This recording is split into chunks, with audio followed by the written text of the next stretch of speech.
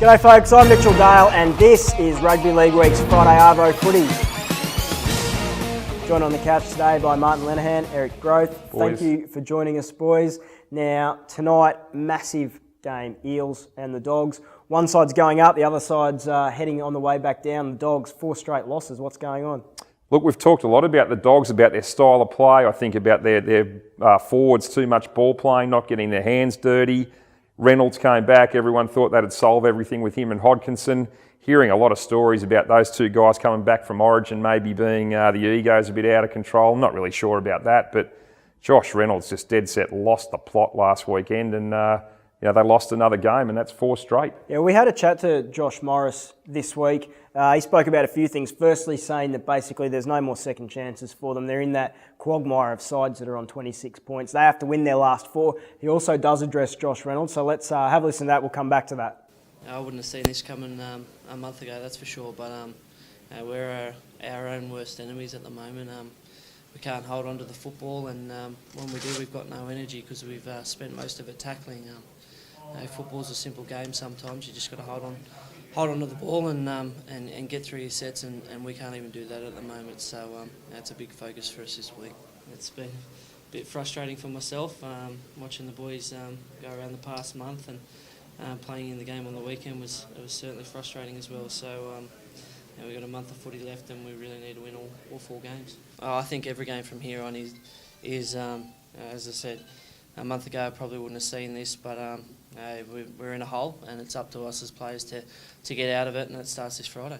Yeah, it's disappointing for Grubb. He's that type of player you want in your side, and he competes in every play, and sometimes he can end up on the wrong side of it. In saying that, Grubb's got our full support. Everyone in this club loves having him here, loves having him in the team, and he's going to give 100% week in, week out, and that's all you can ask of him. I've got to say, anybody who's a human being, which is everybody, would be affected by what Josh Reynolds and Hodkinson went through. They've been at the absolute pinnacle of rugby league, in pretty much the centre of the earth in terms of rugby league world's concerned, and on a massive high winning the Origin, coming down back to club level, you wouldn't be human if it didn't affect you. So, yeah, he's probably not happy with the way the club side's going, and it's starting to show and wear on his face a little bit, and he's starting to lash out and become a little bit frustrated, and it makes him come across as more of a grub than he already was. And I like that he's a grub. I like he's a mongrel grub. I think that's what makes him a great player.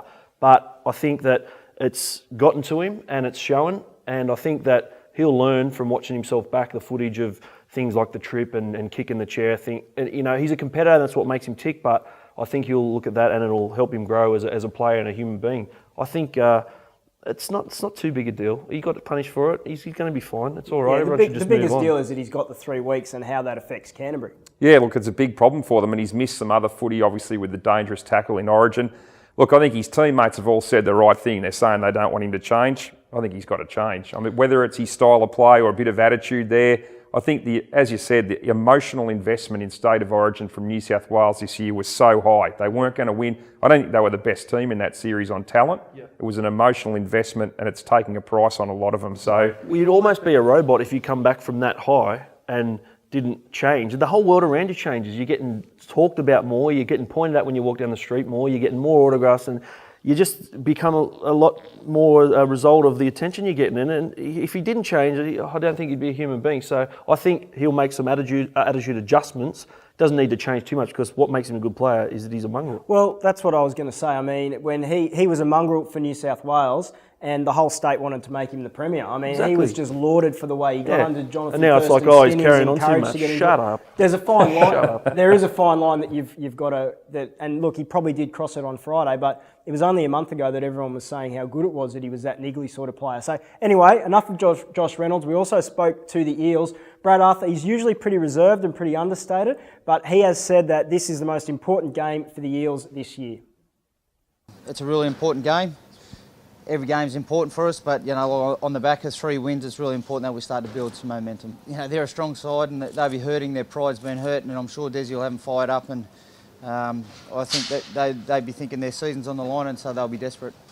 We haven't focused too much on the opposition, and I wouldn't call it a slide. I just think they've probably lucked out a couple of times, and but you know you can never keep a really good side down for too long. So it's probably a danger game in terms of when we're meeting them. I'd probably prefer to be meeting them off the back of a couple of wins, but.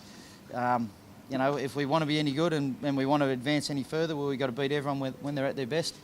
Yeah, hard to argue with him. I mean, this is massive. They've won 3 in a row, but let's not forget it's been against the Sharks, the Titans and the Raiders, 3 of the 5 clubs that can no longer make the finals, is all I'm saying. 3 of the 5 clubs that can't make the finals. Yeah, obviously you can't just turn up to a game not prepared and win on the day just because you're playing a crappy team. It doesn't work like that anymore, but I know what you're saying.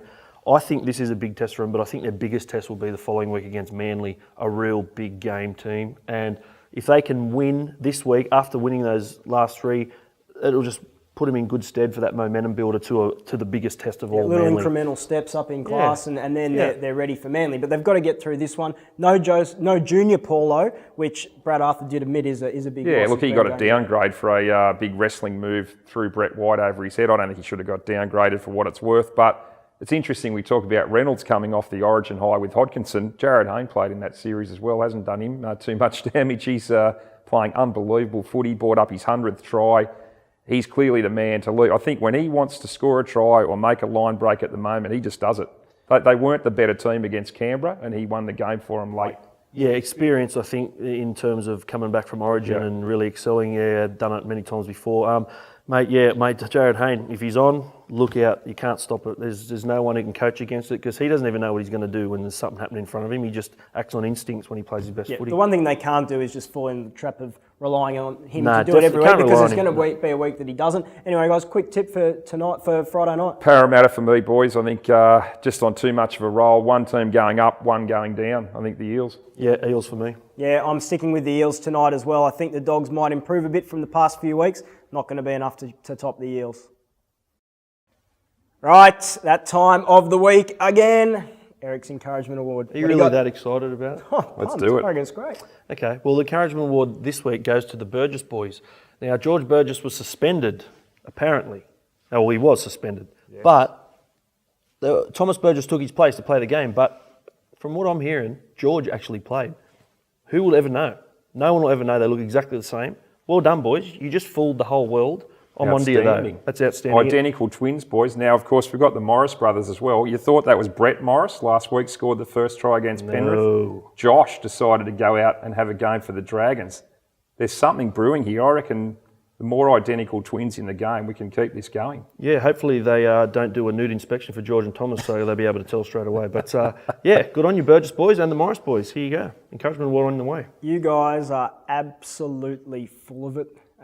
Anyway, that's enough for us for today. Leno, Eric, thank you for joining us. Thanks for joining us at home. We'll be back next week with Friday Arvo Footy.